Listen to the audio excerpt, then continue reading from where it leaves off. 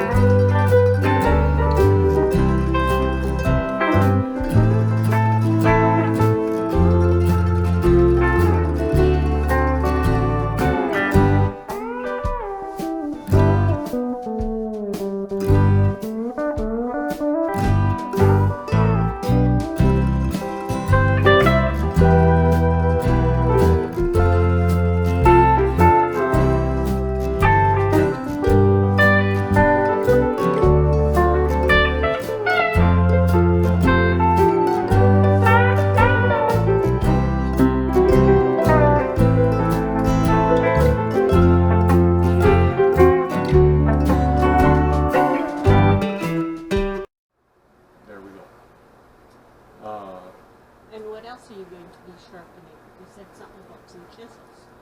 Yeah, some chisels that I inherited from my grandfather. They were old when I got them. I don't know how long he'd had them, but they're old when I got them, and I haven't looked at them since I got them. And that's been, when did Doug die? I'm not sure now. That was after we were married. It was after we were married. It was in the 90s. So it wasn't too long after we were married. Yeah. So I'm going to say someplace in the neighborhood of about 25 years. We've been married on the 17th of November, or 27th of November. 26th of November. Close enough. We just had an anniversary. We had our 27th anniversary That's right. of marriage. Yeah, wedding Seems almost anniversary. for, yeah. It does not, doesn't seem forever. Except for right now, right? Yeah. Yeah. Uh-huh. Anyway. So, yeah, being as how we've been married for about 27 years, I'm going to make a guess and say I've had these things for about 25 years, and this is the first time I've looked at them in that time. So, Yeah, they were in storage for a long time. yeah, and coming from the West Coast, they were rusty. Yeah. Very rusty. So we'll get them back up into working order again, and You can watch them doing be it, off to the races. and you'll be talking about it. I will. Oh, okay. Yeah, you talk on it. You'll be talking, walking them through it. Yeah, I will. But this is just my way of doing it. Yes. There's any number of ways. I get them scary sharp for me, so do with them as you want. There you go. Hit the like button, subscribe on YouTube, or the dislike button. Leave comments and Uh-huh. subscribe. We got new subscribers. Thanks for subscribing. Thank you. We Yes, appreciate each and every appreciate one it. of you. Right? And yeah.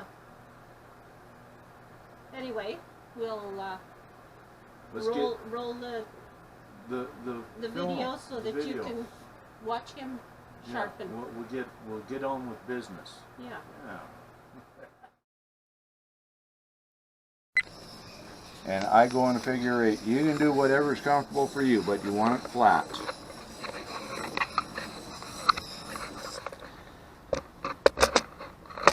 That you do it until you have a nice straight edge all the way across the tip there. It'll be straight across the back. This is hollow ground, you can see, but because it's still rusty in the center there, and that's just going to have to be, because I'm not grinding this down. I'm not putting it on a stone or a die grinder. A grinding wheel, that would be it, to get that gone. So this is what we're doing. After you get it to that point there, piece of paper towel or whatever, clean this off. See you, sweetheart. Love you. Love you too. And thanks, eh? You're welcome, eh?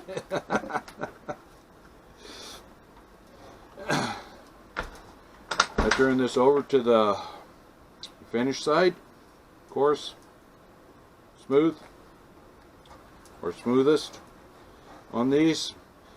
And y'all are saying, yeah, well, that's just oil stones. You're not going to get them scary sharp or anything. Well, the scary sharp system, yep, that would be nice. But I already got these stones here. Paid a lot of money for it. And honestly, scary sharp.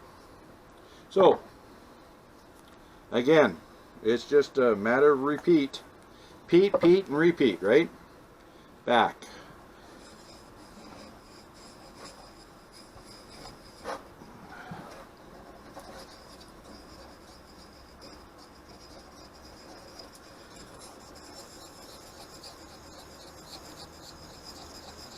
Get it all nice and polished up. Slides through your wood better, and it makes a cleaner cut. Okay. Let's see. Oh yeah. You can still see up in here where I haven't been pressing, you can still see the coarser marks from the other side of the stone, but down here you can see the fine marks from this, and that's what we're looking for. Just like that. And sometimes it will bog down, but persevere. It will work out.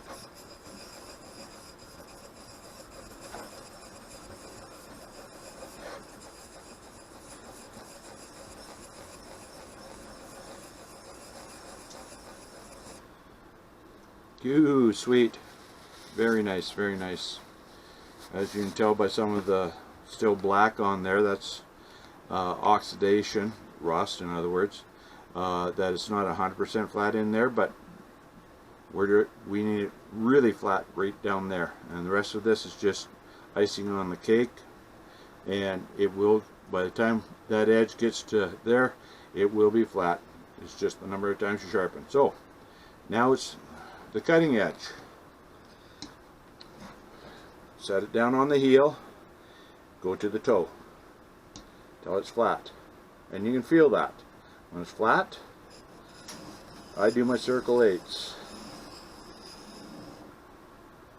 Every now and again stop, make sure you're doing your flat.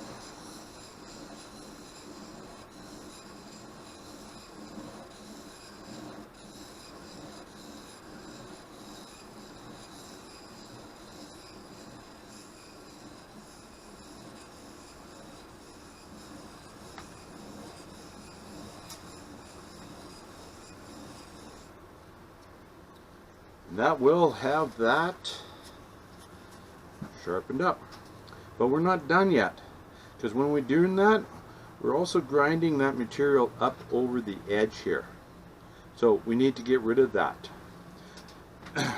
My way of doing that is down, make sure it's flat, then pick the heel up just a shade and go straight. Okay, we'll put a counter bevel on the end there. Now, back of your blade down, put the tip down, and just pick it up ever so slightly, push forward. That, if you have looked at blades and you just freshly sharpen them and they don't sharpen, or they don't cut very nice, the reason for that is because there's still a very tiny ball of metal on the very end there. So what I just did is I got rid of that. It's gone now. This here is scary sharp. It will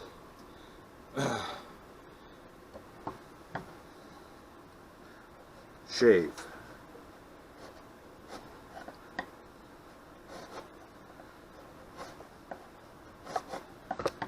Hardly any pressure. Yes, nice. Very sharp. And there's still a bead. I can just barely see that bead on there.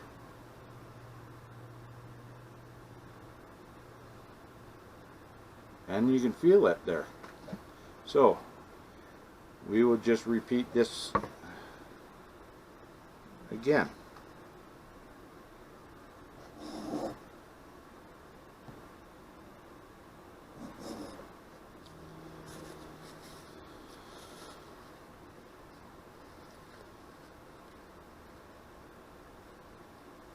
Gone. No.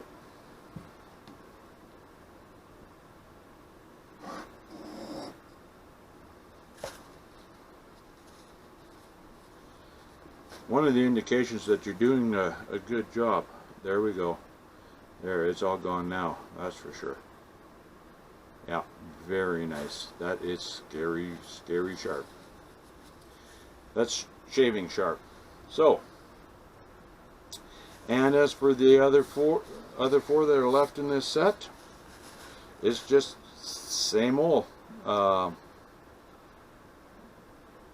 And to keep them that sharp like that, it doesn't take a whole bunch.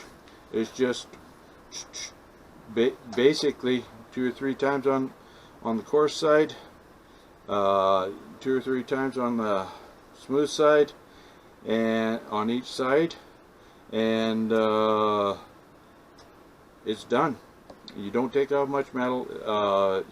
These here are, this chisel here, or this set of chisels here, you could buy this set when you're 18 years old, just starting out, and if you do it correctly, sharpen them the way I just said. Don't put them on the sharpening wheel very often. Don't ever. unless of course you do something silly and put a big gouge in it, then you have to grind a bunch of material off. But when they're used properly, the way they're meant to be used, this is all you need to keep them sharp, and they'll last until you're 118 so plus. So yeah, that's all I do. It's all I've ever done. And these are, by the way, made in Sweden. Beaver. Made in Sweden. If you can see that. Looks like a nice set of chisels, but somebody's abused them with a nail hammer, not a wood hammer. What you should be using on these, if you need to use any kind of persuasion, is a mallet, a wood mallet. I got one around here. Oh, there it is.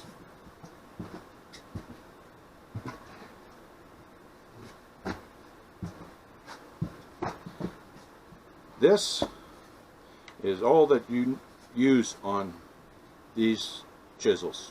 You don't use a nail hammer like this. That is a no-no. It destroys them.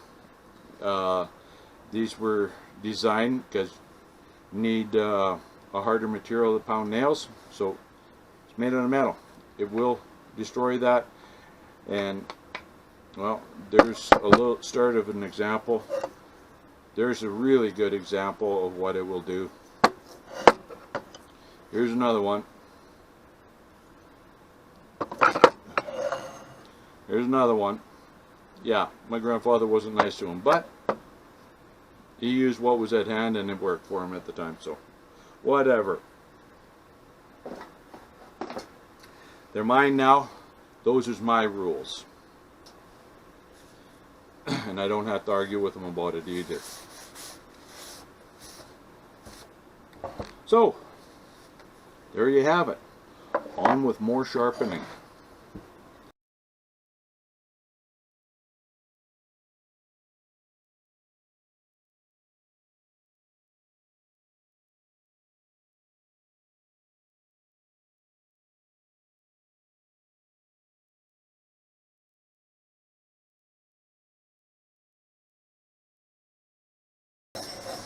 Oh, and by the way, you don't just do the flat, like the back side and the front side, or the tip.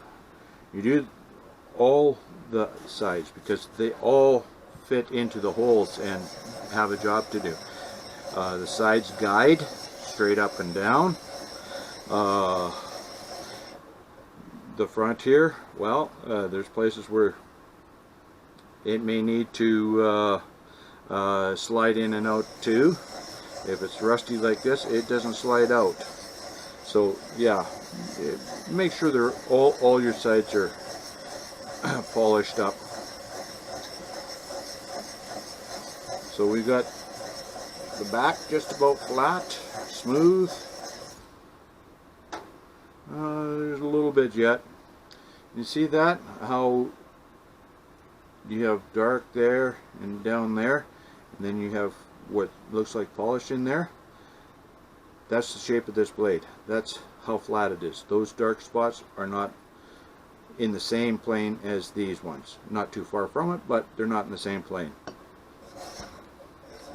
And like I said, my biggest concern is right down here at this end. So that's where I'm going to try and concentrate at.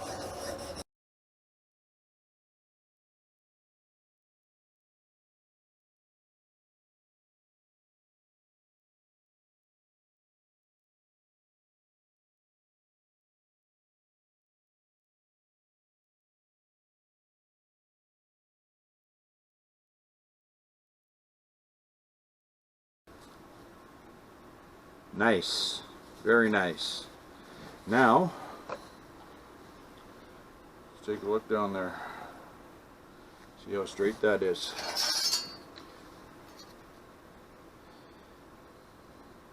Not very. It's been used as a pry bar. Another no-no for a chisel. Let's see what I can do about that.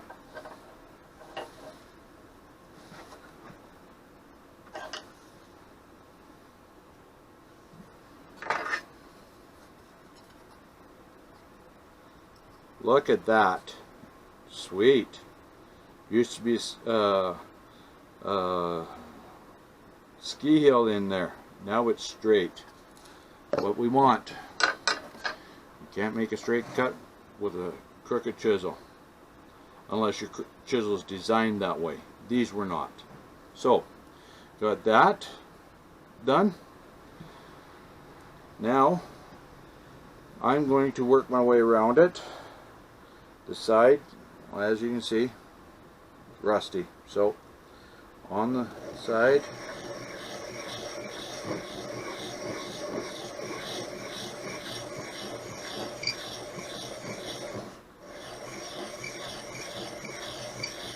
and you hear this, hear it getting smooth.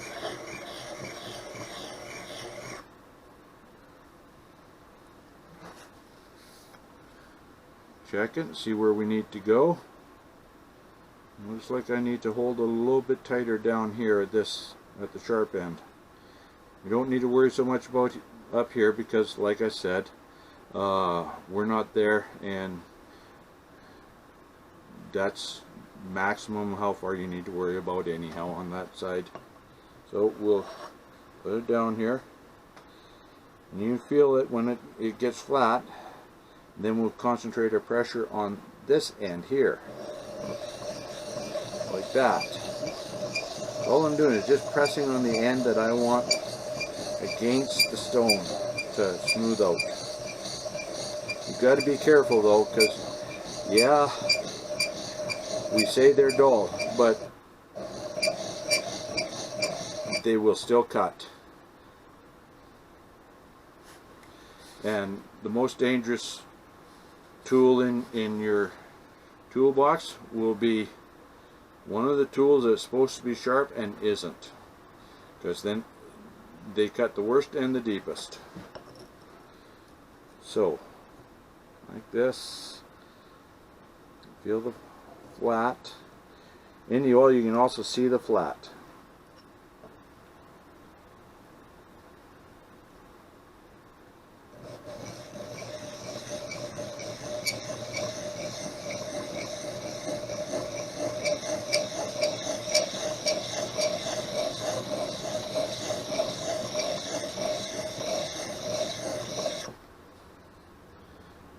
And yes, use as much of your stone as you possibly can, because if you use just one little area on it, it gets hollowed out, dished out, and it's no longer flat. And that's what you're trying to do, is sharpen these things flat, and it don't happen with a rounded stone. So you use as much of your stone as possible.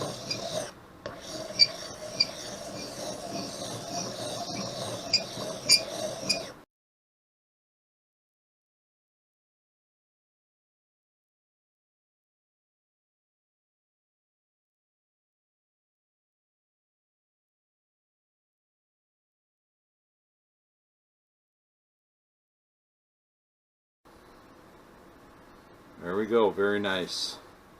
Now, there's 3 more sides to do on this. That, and that. Well, okay, 4. And then there, okay? That's all I'm doing, is just polishing up all the edges. All of the edges.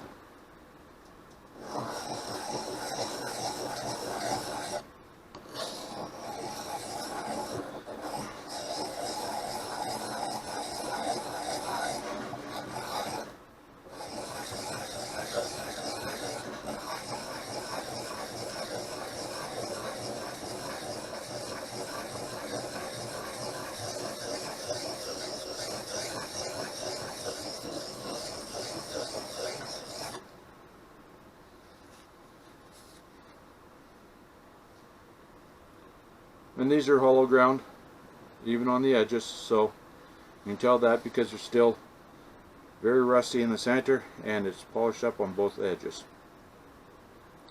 So yeah, those are hollow ground. I'm not surprised. The other ones I've done same way, but it helps. And if nothing else, we're getting oil in onto all the metal surfaces, which will inhibit the rust. Trying to protect the chisel steel.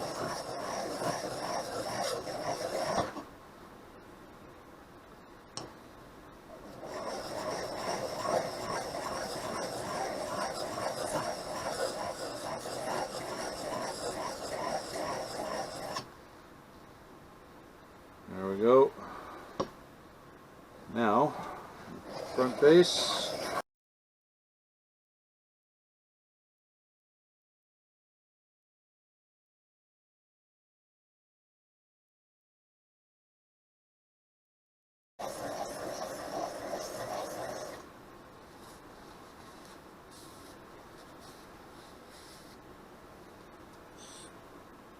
Getting there, huh? Not bad. Not bad. Well, there you have it. He sharpened up his chisels and his Plain blade plain blade. or plain iron, whichever you want to call it. So you've seen his technique of how to do all that. I left in between because I had other things to do. Probably more important too. Oh yeah, way more important. For me, anyway. There you go. So we thank you for coming along on our watching our video, and again, subscribe.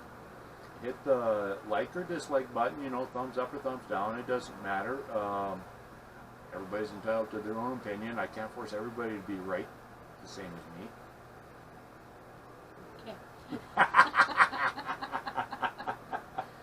Oh, there's no whatever you call that in our family. Conceit in our family. That's what it's called. Yeah. He would I have know, it all. wouldn't he? I have it all. Anyway.